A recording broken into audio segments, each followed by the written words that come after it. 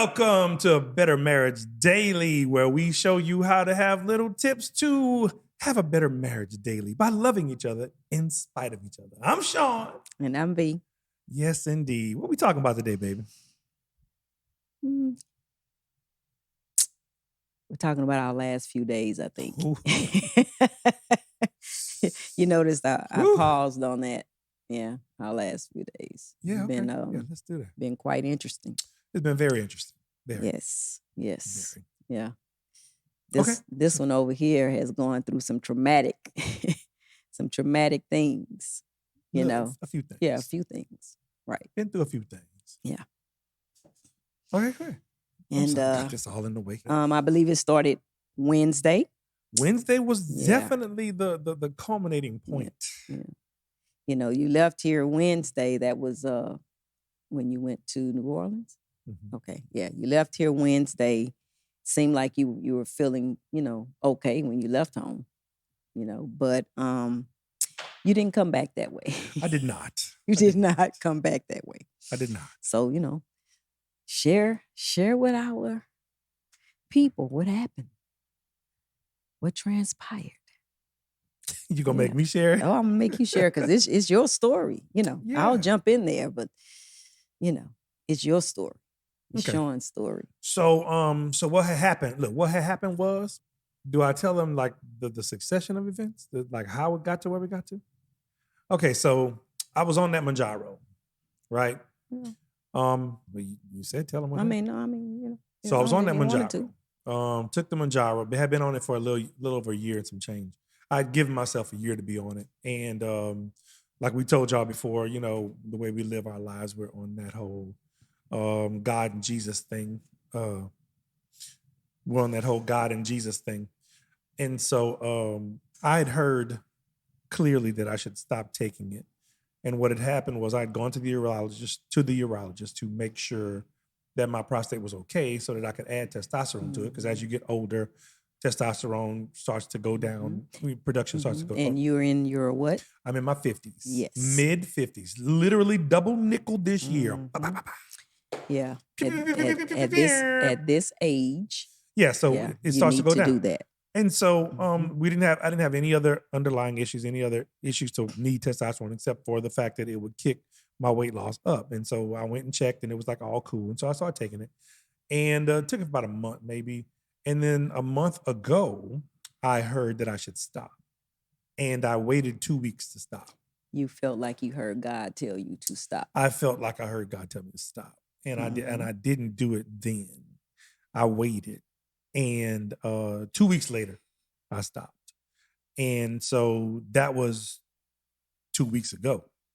So I heard 2 weeks ago clearly to stop. And then I didn't. But then I did stop. I heard a month ago that I should stop, but I didn't stop until 2 weeks ago.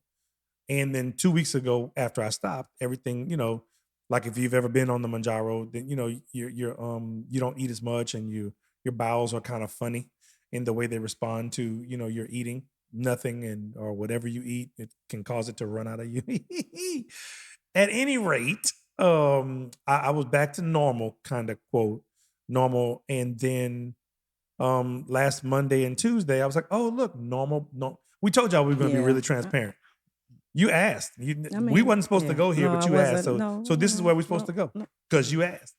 So now everything is regular, right? And then on Wednesday, we had a Grammy event in New Orleans. So on the way to the event, I'm having to stop like 3-4 times. I'm like, man, what's going on? It's trying to leave me at both ends. I'm like, what's going on? And then I go to the event, and then at some point, there's nothing. It's number nothing. It's go. You get there and then nothing. And so then I come back home, same thing, all the way back home. Had to stop like 3 times on the way home. It's a 3-hour drive. So I stopped like 4 times. Usually I don't have to stop at all. Yeah, that's a lot. Yeah, usually I don't have to stop at all. So then I get home and then you see me. Well, you don't see me. You just I know you're up and down. Well, no. When I get home, you're thinking, I can go to sleep. Yeah, I can go to sleep. Yeah, and I then can what? And then really what fall into sleep, and then then he he's up and down.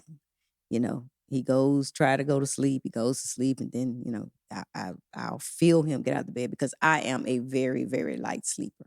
So even on our comfortable, firm mattress, I know that you're getting up. On our Tempur-Pedic mattress, Yes. they have not paid for this Yes. advertising, but we will Yes. definitely Yes. open and entertain. I could feel him getting up every You time. talk straight through that. I'm trying to get Tempur-Pedic. You talk straight through that. So explain to the people why me getting home was important. Because when I'm gone, Because when you are gone, I don't rest well when you're gone. I'm very sensitive anyway when you're here, but when you're gone, I'm hypersensitive. I hear everything, every little thing. I'm just not at peace, I guess, when you're gone. So you came home, and I was like, oh, good, thank God he's here, because you were traveling, locally, rather late, for the most locally, but rather late, and I just wanted to be sure that you made it home safely, and then I would be able to go to sleep. part. So I kind of, I had a sigh of relief. Yeah. And then you start, getting up. And getting up. And getting up. And And he getting up. go back to bed, and he'd lay there maybe 20 minutes, and then he'd get up. And I'm like, and then he goes, when he's in the restroom, I'm like, I'm like, oh my goodness, he's struggling. Like, oh my God. And I knew that. I didn't, we didn't really have a conversation about it, but I knew, I was like, something is wrong, and tomorrow morning we're going to deal with it. It doesn't matter what he says, because, ladies, guys, it will push back on going to the doctor, going to the ER, anything like that. So I was like, nope, we're going in the morning. I'm not even going to mention it right now. But like for me, I realized that I was going to have to go to the ER, and I knew exactly what was going to have to happen. Right. Unfortunately, Yeah. I knew exactly what was going to have to happen. Yeah. And so long and And short, we didn't sleep. so we didn't get any sleep. So then I go to the ER, and I've got a whole liter and some change of liquid in my bladder. Bladder is full. Bladder is full. That he can't expel. Yeah, and we're giving y'all all own. these details because it's important. Yeah. Because you got to see, because think about it. The day was going great. Mm-hmm. The day was going great. Everything was fine. Yeah. And all of a sudden, it wasn't. Things are not. It wasn't. And it wasn't in a bad way. Mm-hmm. So then I go, and I go to the ER, and so I find out from the urologist that, guys, if you ever have an inflamed prostate and your bladder is full because it's squeezed it out and you can't expel the number one, then you need to ask for the curved catheter. I forgot the name of it, beady weedy something, but something like that. But anyway, you just tell me I need the curved one, because these people knew that they checked it. They checked his prostate. Mm-hmm. So my wife's sitting there, I'm getting violated. Mm-hmm. I'm getting violated. Checked his prostate. And they knew that it was. They knew it was enlarged, and they still used the straight one. Yes. So while I'm sitting there, and they take, a liter and some change comes out, and I'm still there waiting for them to do all their other tests and this, that, and the other. And at some point I go, hey, this don't look right. Why is there blood? Why is there a blood clot right here? And why is there blood? Why is that stuff kind of turning red? They're like, well, it might have been some scarring in there from, okay. And then they rinsed it out, told me I had to go see the urologist before they could take it out. And so from that point on, I'm looking, and it's bright red. Yeah. So I'm not a doctor, but I know something is that whenever it's bright red, that's fresh blood, mm-hmm. and something is bleeding, and that's not good. So yes, and he addressed it. Yeah, I addressed it. Yeah, for sure. He did address it before we left, and they sent him home like that and told him to go and see his, urologist, make an appointment, see his urologist. Mm-hmm. And so we came home. And so I knew the next day it was coming out. No, I went a whole day. I went all Thursday.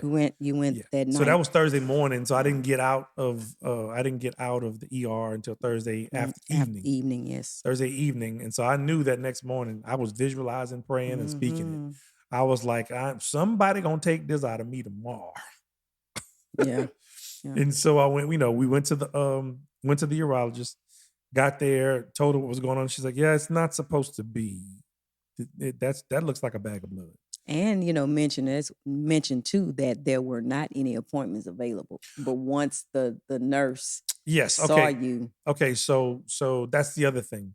I said, because I saw this lady. And I was in the airport in West Palm Beach. And this little old lady just walked up and cut the entire line.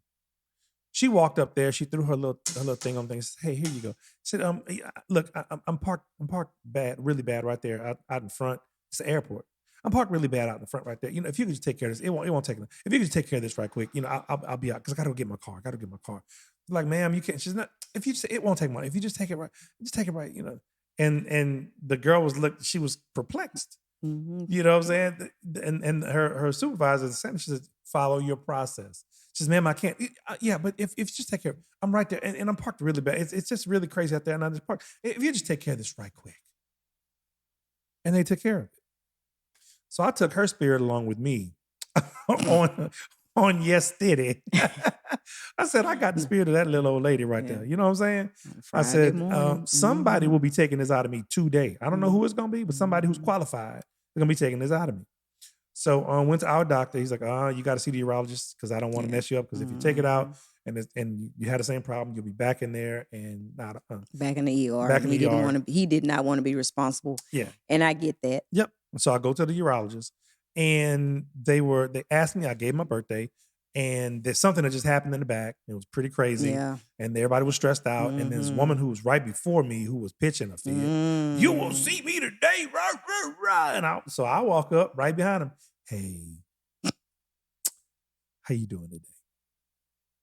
I'm good. It's crazy. Okay, cool. My doctor sent me here because I have a catheter in me. There's a lot of blood and it needs to come out today. We don't really have I understand that. But I need somebody to see me well, what's your date of birth? Da-da-da. Went to the back. About 15 minutes past, it goes back and forth there, saying, then it says, well, we can get you an appointment. You're not an established patient. I said, patient. Actually, I am. I said, she said, well, let me get somebody to come. So they came and the lady came from the back. She says, well, you're not an established patient. I said, actually, I am. She says, what's your date of birth? And I gave it to her again. She says, oh, there you are. I said, okay. There are 3. Pro tip. 3 people with your name. Don't get upset. Stay calm. Stay in prayer. You can be angry and not sin. I never got angry though. I just stayed calm and stayed smiling and understanding that it's crazy. And she says, okay, well, hold on. Well, let me see. And I name dropped. I said, yes, last time I came, I saw Amanda. Yep. And the doc said, I can get it taken out, but y'all got to take it out because it's something y'all got to look at before y'all take it out. So I don't know what that is, but hey, I'm here and I'm waiting. And if I got to wait until, I'll be here. Yes. And she was like, okay, well, let me see. Okay, Mr. Ardoin, we'll see you. We'll see you right now. And they did. So we go in there, see me, and she's like, that's not supposed to look like that. She says she said eyes. Yep, her and then eyes were like after she pulled it out, she says and she was kind of pissed. She was like, they used the straight one. They're supposed to use the curved one. If this ever happens again, you tell them you need the curved one. Yeah. She gave us the name of it and everything. I don't want she was upset. She was upset. Yeah. And I don't want to ever have to do that again. But if it does happen, if I'm incapacitated, she gonna know to tell them. They sure will. I sure will. But we gonna believe that ain't never gonna happen again. So anyway, we go through all of that, right? So we go through all of that. I'm free, because I have to go. I have to go in my mind. I had promised my sister because my mom has Alzheimer's, and so my sister is the primary caregiver of my mom. And she had asked my brother and I to give her a day, a month, one Saturday a month, right? Now here's the thing: we're both musicians, so our Saturdays are interesting. But Mhm. you know, we have some time to give. Mhm. We have to make a sacrifice, but she's making the biggest sacrifice because she's got Exactly. mom 24/7. And so my next 4 or 5 weekends, as a matter of fact, were gonna be just shot and tied up for real, where I couldn't even go and give some breaks. So I said, you know what? I'm coming. I told I was coming. And after I got the catheter taken out, midnight, well, 3 o'clock in the morning on Friday, I wake up and my knee is swollen. Like you can't even see my kneecap because a blood pressure med that the doc was trying out on me gave me gout, and it blew up in the middle of the night. In the middle of the night. So then Saturday morning I wake up and I'm like, it's worse Saturday morning. I can't even really bend it. Can't really put pressure on it. But I looked at my wife. I said, hey, we got to go to Houston. I got to go to Houston, but I need you to come with me. Cause I don't know. I mean, I need you. I want you to come with me. Then, you know, Mhm. we went through all that back and Yeah. forth. Yeah.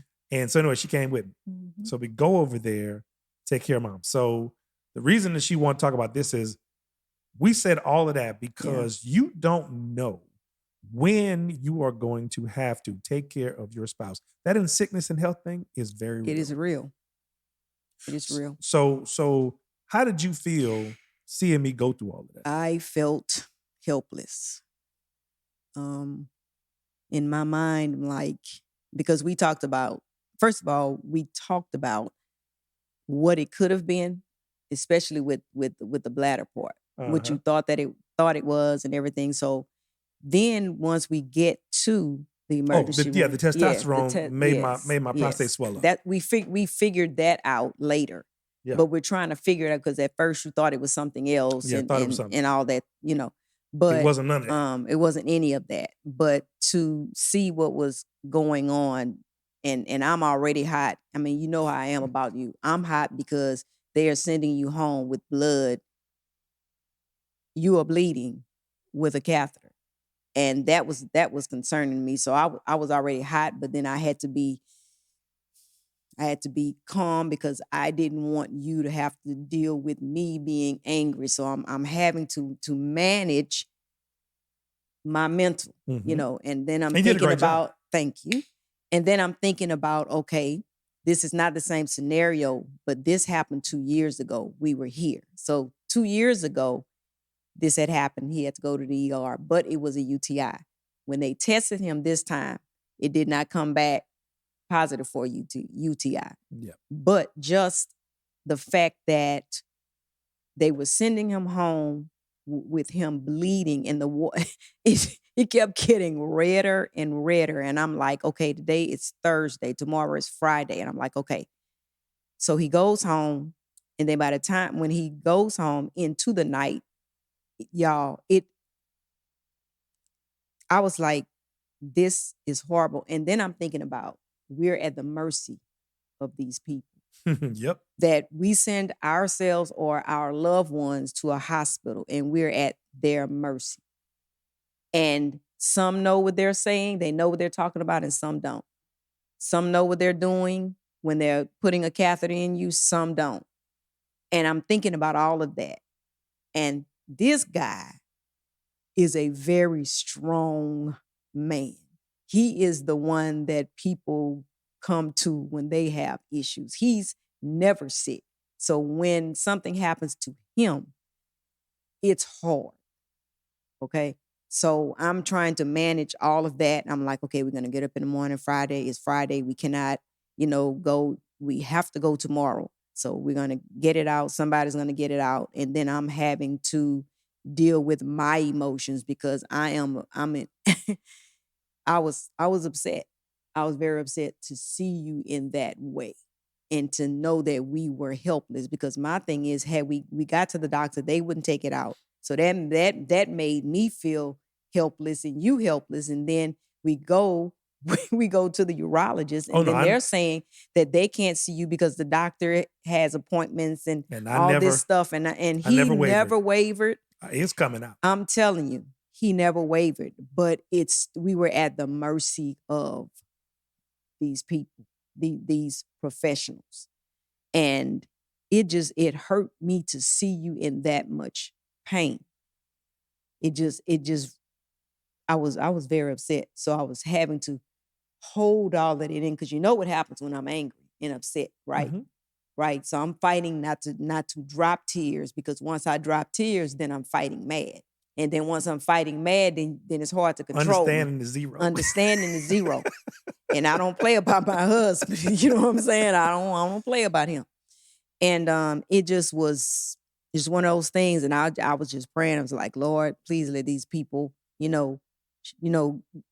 show us favor with these people. I know that they've had a tough time this morning, because you could tell they all Oh, it was rough. they were having a in rough the urologist's day office, in it the was rough. urologist's office. They were having a rough morning. Something went down back there. It was not cool. Yes, something went down. And so we showed up in the middle of that.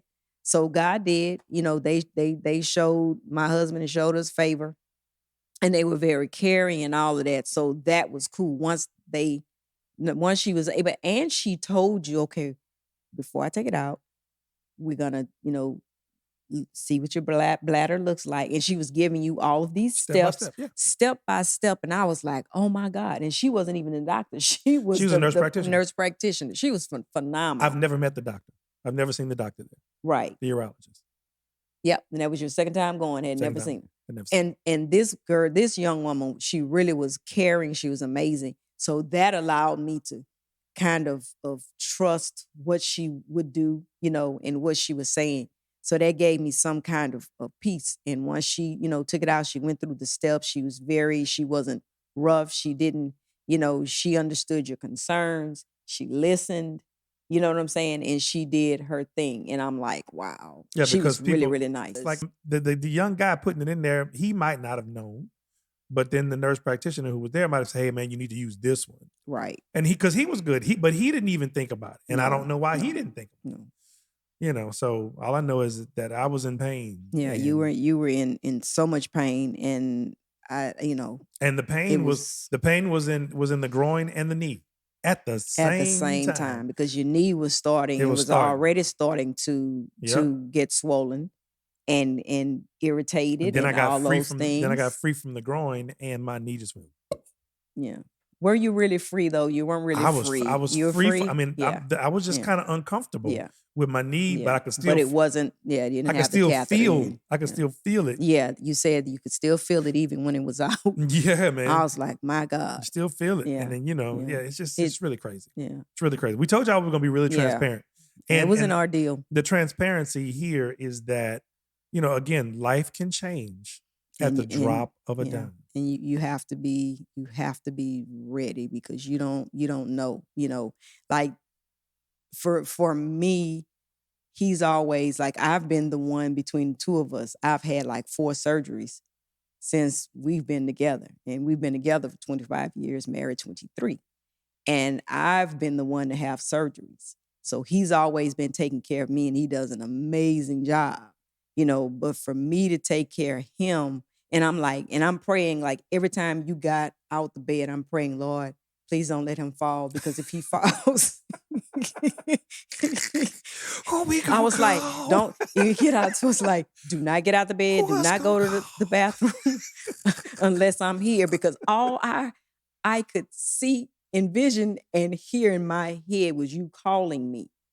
Because you for some reason you lost your balance and you fell, and I'm like, who am I gonna call? So I had all of that in my head while I'm caring for you. It's here, so we have people we could have called. Yeah, we could have. Thankfully, and Lil Sean was in town too. Yeah, Lil Sean was in town too. So, yeah. But once he left, it was just a scary situation, because I did not know what was going on and what you had to go through. And then the bladder thing was bad enough, and then to have the medication give you gout. Yeah.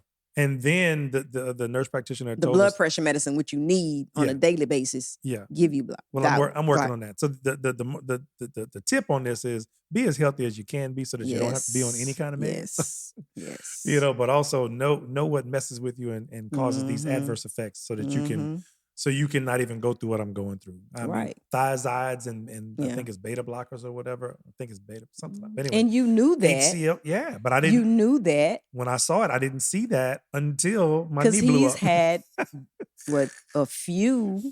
times where they've given him medication even as an antibiotic or something. No. It's the diuretic. The diuretic. Yeah, They add the diuretic to it. Right. Diuretics messed it up. Yeah. And then Yeah. the HCLs and yeah. So anyway. Yeah. But this particular time, you didn't do I had no idea. do your work to I didn't do my due diligence. Yeah. I did not. Yeah. I didn't ask Lesson the doctor when learned. we were talking. I didn't say, "Hey man, does this give you gout? Is the gout one of these symptoms?" I didn't say nothing. You didn't. So that's my bad. Both of them were my bad because I wanted to add the testosterone to the level to kick it up the weight loss instead of just controlling what I put in my pie hole. And and I've said before, I was like, you know how I felt about all of it. You know what I'm saying? So I was like, okay, I'm gonna just let you do what you do. But you know, after 50 though, every zero is different. And after 50, it was just it's a lot harder. It is. Things don't what you used to be able to do at 49 and 364 don't work. It don't work like that. And that's why we have to be careful trying new things because we just don't know how our bodies will deal with we just don't things. Yeah. And you know, like I said, the guys like the nurse practitioner at the ER, he was great. He was great. He was like, "Yeah, man, I'm glad you got off that stuff." And I'm like, yeah. Man, me too. You know, because I mean, we don't know what that stuff is going to do later on. Long term. We don't know. I mean, for some people, for the people who need it, it's going to be great. Yeah. But for those of us who's using it, you know, for the weight loss side, we'll see. We're not doctors. We're not forming any kind of opinion. I'm just telling you my personal experience.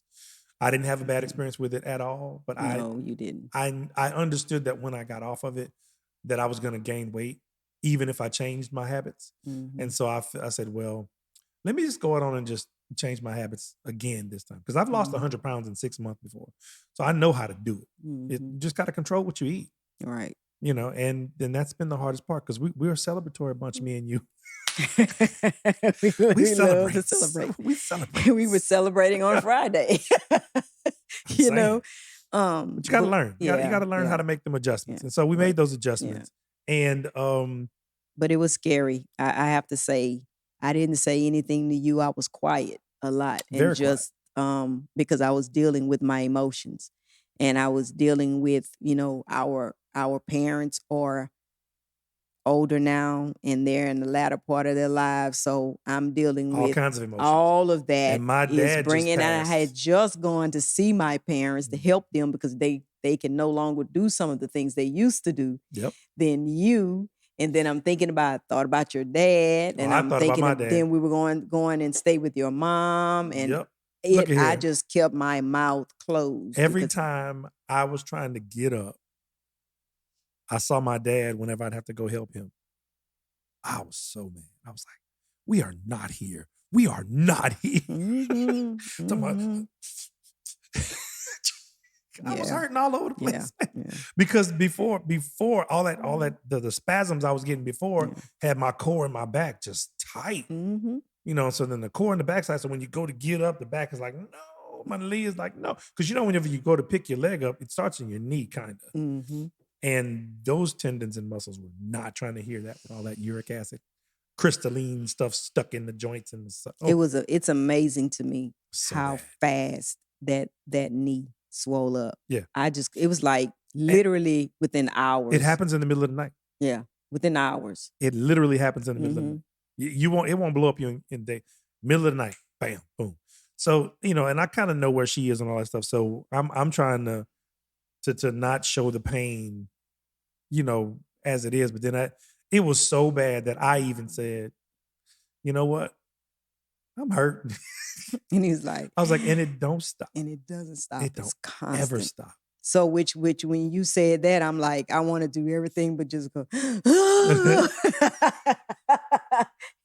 I did good though. I held it in, and I held it down. I did what I had to do. Yep. You know, I took care of you because I'm like, I can't even imagine. I know what pain is. You know what I'm saying?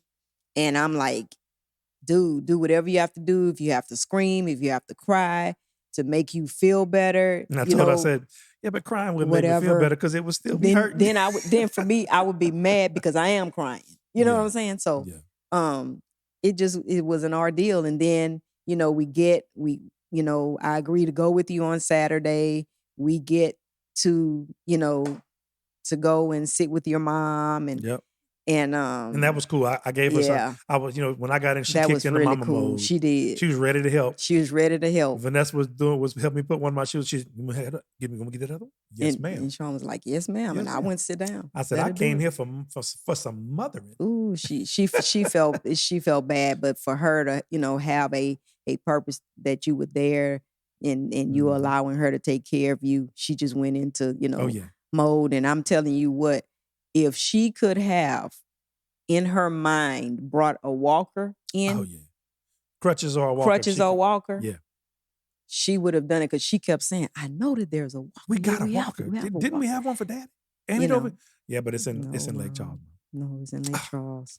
She said, Erica doesn't have crutches. I said, no, she doesn't have none of that. She was trying to work it out. She was trying to work it out. Yeah. Yes, indeed. And that was just beautiful to me. It made me smile and made me want to cry even more. You know what I'm saying? That's my little 4'11 3/4. Yeah, man. So, it was beautiful. And then at one point we're almost emotional because you come there broke up pretty much. And see, you making so then my sister the same way as my wife. She's like, bro, you could have stayed home because I don't like seeing you broke up like that. Yeah, we're not used to that. I don't like seeing you not being you. Yeah. We say broke up. Yeah, she's like, I don't like seeing you not be you because you're never not you. And he was not him. She's like, she don't like seeing that. And so when I got there, I hugged my mom. And when I hugged my mom, I kind of dropped a few tears, right? And then my sister comes and she goes, hey, what's wrong with you? I said, well, I had a little thing. They took it out, but then, then the blood pressure medication me out. And I wasn't. And I said, I wasn't going to disappoint you. Okay. Oh, man. Broke us all down. I didn't want her because she's been getting all kinds of disappointments left and right. Y'all look up if caregivers. If you're part of a 2 or 3 sibling family, and one of your parents gets Alzheimer's or gets any kind of situation where they can't take care of themselves, but especially like Alzheimer's and dementia, because they can pretty much take care of themselves. They look normal, they act normal most of the time, but they're not. And so you end up having to take care of basically 2 children. Right. They're fully aware, and sometimes they're fully lucid, but then sometimes they're not. They're not. So that's a big thing, especially whenever you have a young child.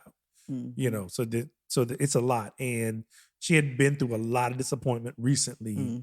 And I was like, I'm not going to be the source of disappointment for you again. Yeah. And I had to be here. And we had made up our minds. We were going to support her no matter what. I'd already told him, hey, if you have that catheter in that part, the day you're supposed to go, I will go for you. Yep. She said that. I said that. I said, do not call. I told him, I said, do not call and tell her any of this stuff. She don't need to be worried about you. She doesn't need to be worried about you. I told him that Thursday. I said, she does not need to be worried about you at all.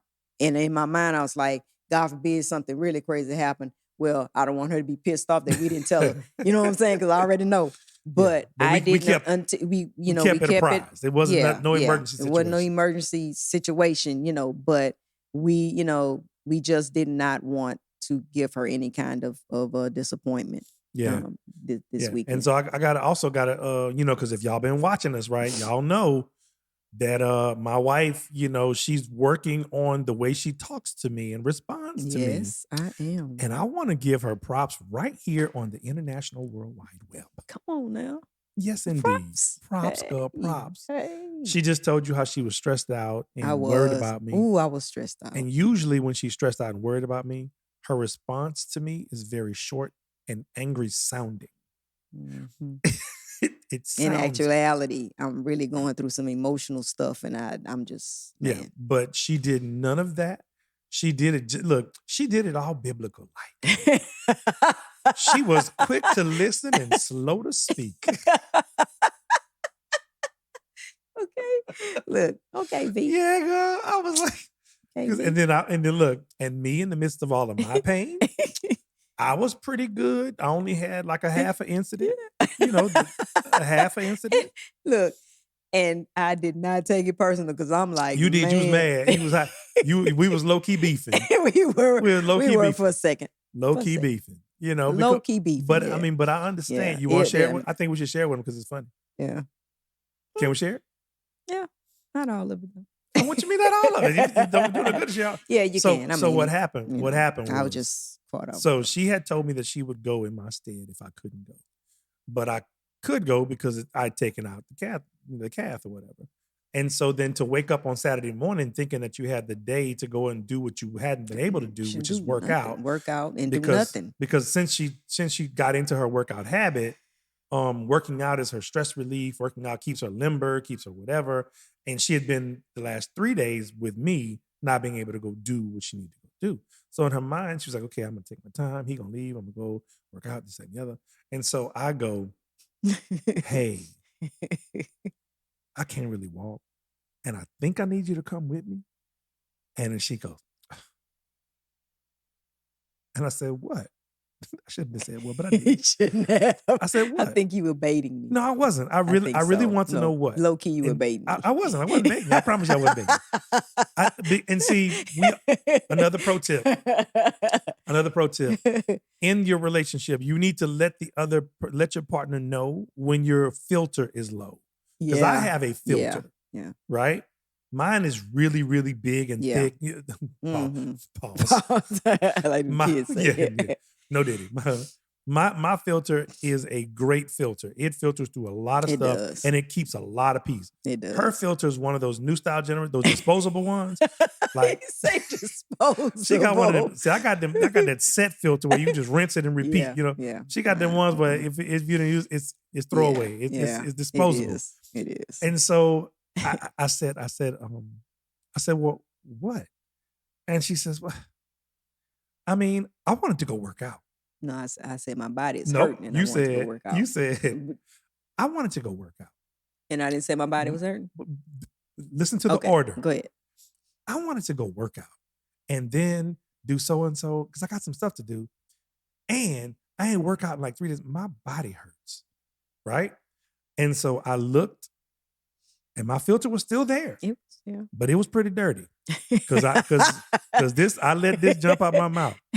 I said, looks like you and I have different priorities. Okay, no problem. Now, she had to call on a fresh filter, but there was so much air going through that filter that some still got out of it. So no, I'm gonna go. And then she goes in the bathroom. And when you go in the bathroom, what are you thinking? I can't believe it. No. What are you thinking? I was like, man. I think I'm hurt. So I was talking to myself, looking at myself in the mirror. I was like, I think I'm hurt by that, by what he said. Like that was really hurtful to me. And so I'm in there, getting myself together and, brushing my teeth, all that stuff. So working through all of my mental things. I don't know this is going on. Yeah, he doesn't know this is going on. So then now I've worked it out because I'm like, I have to go to the bathroom at the drop of a dime. So I don't need her to drive. It's my left leg that's blowed up, not my right. And she's not going to know that I need to go right now. So I can drive. I said, listen, don't worry about that. I just need you to go get me some cherry juice. And then I had said, and it depends. I was like, she like, what? I said, it depends. Just in case. Me and Erica talked about it, that way I just in case I can just, I'll be okay. Cause, I didn't want no trouble. I was like, look, I'm going to be all right. I'm going to go and take care of my mama and give my sister a break. Wow. Because at this point, we hadn't clarified all that other stuff. Because he didn't know what I was thinking in there because she didn't know. So then, but that's what I'm thinking on the other side of the door. Because whenever I tell you, I need you to help me to go take care of my mom and give my sister a break, you say you wanted to go work out. So in real time, that looks like you prioritize working out. True. Over family. True. Wasn't specifically my side of the family. I can see how you because I'm thinking you felt that, if it was your mama, I wouldn't even mention the gym. Right? But I didn't even say all that. I just said, oh, looks like our priorities are different. Okay, cool. And so, but she heard everything I said, but I heard said everything you said. And then she went to the bathroom and then she comes out. She brushed her teeth. She said, "You know, I'm not doing none of that. I said I'm gonna go. I said, and I'm gonna tell you the reason why. I'm going to go because I said I woke up this morning. When I woke up, I was like, oh God, it's a new day. Thank you. So I'm gonna go work this soreness and this aches out my body, and then I'll come back and chill. But I already knew that because of what happened, what transpired, I wasn't going to do any of that if you because stay home." if I stayed home because but- I'm no longer in the mood. I'm not doing any of that. I'm just gonna stay home and do this all day. And you know what? But tell them the better marriage daily part, because you didn't say all that when you opened the door. Right. You Communicated, yeah, that I was gonna go. No. What Yes, you communicated Yeah. you were gonna go, but before that, you said, you know, Oh, you know that. About it being hurtful. yeah. I said, that was hurtful. What you said was hurtful. And so And in that's her mind, different. she didn't hear what I said. No. She heard what she heard. Yeah. You said that. I said because I said something about I said I support you. Remember? Something like that. Something like that. I said I support you. I didn't say what you're saying. What I said was we have different priorities. Yeah. As in, the first thing you told me was a gym. I got nothing up. I don't know what your head is. I don't know where your head is. All I heard was you want to go work out. Get there. How you gonna get there? I get it. And I didn't even charge her for it. I was like, because she had been taking care of it. Okay, cool. I'll make it happen. I ain't tripping. But she came out and she articulated. I had to figure out how I felt. That was hurtful. I was really hurt. And now she crying. So I know she mad. I was outdone. And I said, no, you can stay because I don't need you over there. I don't need to drive 2 hours to Houston, 2 hours to change to Houston with you over there. Which was 3. It ended up being 3 because traffic was crazy because it was flooding and stuff. So I said, I don't need you to drive and then be sitting in that house, Mom, and then you over there, beefing with me because you mad. Oh, there was gonna be no beef. Yeah, we was low key beefing. No, we weren't. You were low key beefing. No, I was done. You were over there. When I decided that I was gonna go with you, the beefing was I was quiet. You didn't say nothing to me. You was beefing. No, I was quiet. She was low key beefing, y'all. You let her tell you what's wrong. She was low key beefing. Low key beefing. No. Before we left home, we were beefing.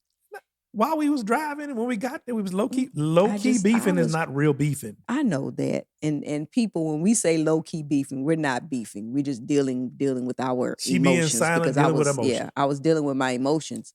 And I knew, I knew a lot of things. I knew that the best thing that I could do was be quiet. No, the best thing that I could do is what I was doing. I was going with you. Yeah, it was funny. But I was going with you because I didn't know what kind of anything could have happened. You know what I'm saying? Oh, yeah. And then you didn't want that to be the last thing we talked about. No, anything could have happened. You could have come and well, for sure. So we didn't know because then we didn't know. They thought you would wind up going back to the ER. Huh? The doctors thought that you were going to wind up going back to the ER as well. I told them I wasn't going. Yeah. I said, I'm be fine. I know my body. So, the best thing that I could have done, I was like, you know what? So to help you have a better marriage daily, she processed, whoever's the slow processor, she processed in her head that she was hurt so that we could talk about it. And then once I explained to her, listen, first of all, I didn't holler at you. I didn't say nothing crazy. I just said, we have 2 different perspectives. We have 2 different priority lists, something like our priorities. Something like that. Something like that. I said, I was very succinct when I said it because I'm specifically talking about what you said versus what I asked for. And I said, so listen, I could apologize for it, but from what you said, that's all I had to work on. I'm sorry you felt that way. You feel that way or whatever, but when you tell me you'd rather go work out than come help me with my mom and my sister, what I'm supposed to think? It didn't stop the fact that she was hurt. But after we talked it through, she goes, okay, maybe I could have kept that. And said, if you'd have kept it, that would have been one less, the tense moment that we could have had. Because it was a whole bunch of tense moments. It was a whole bunch of tense moments. It's been a whole bunch of tense moments. I'm like, bro, what? So then I chalked it up to being so I didn't realize until that morning that I was stressed the heck out. I knew you were. I know you were. I know I'm saying I didn't realize I for know, but myself. I knew you were. That's that why I was stressed. That's out. why I paused and said, because I don't just let stuff go when I ain't got no filter. Yeah. When I got a filter, I just walk away. And I don't say nothing. And then she doesn't realize it until she plays back what happened. That something was wrong. I was stressed out. I was So I stressed, knew she and was my stressed body out. was responding to all of that as well. Yeah. So to have a better marriage daily, remember to communicate. Communicate. And this episode was about what happens when everything goes crazy at the drop of a dime. Yep. And you become your partner's caregiver. Absolutely. Do you do it with a good heart? Yeah. Yes. Or do you? No, I know you do. Okay. I'm asking them. Okay. You have proven yourself to me, G.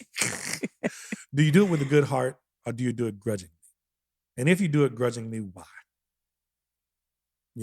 Think about those things. Just in sickness and in health. Yeah. Richer and poorer, better, worse. It's every day. And since we're always trying to outlove each other every day, that was an opportunity. And since we're doing this podcast, trust and believe, everything that we talk about, we get tested on. Yes, we do. We get tested. Get tested on. We've gotten tested on. I believe all of it was the test. Oh, I believe this whole thing was just a test because we've been helping people. The enemy talking about, we're going to see. Watch. Let's see. Let's see.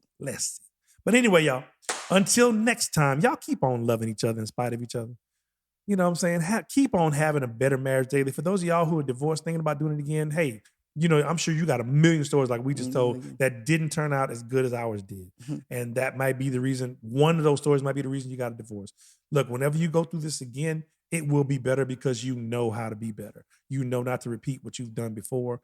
Listen, if you're single, if you're engaged, wanting to be married, listen, think about the person that you're with and ask yourself a real hard question. Would I marry them today, right now? If the answer is no, check yourself. Because if it's no, there's a reason why. And in here, you know what it is.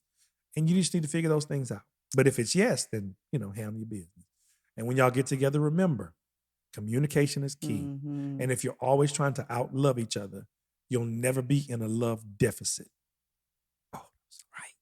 So good. Because you're going to need to have love overflow. Because your partner will test your overflow. Yes, indeed. And try to bring you to a deficit. Bring you into a disposable filter. I'm Sean. And I'm V. We'll see y'all next time. We holla. I got a disposable filter. Yes, you do. At times. Baby, I'm gonna take my time.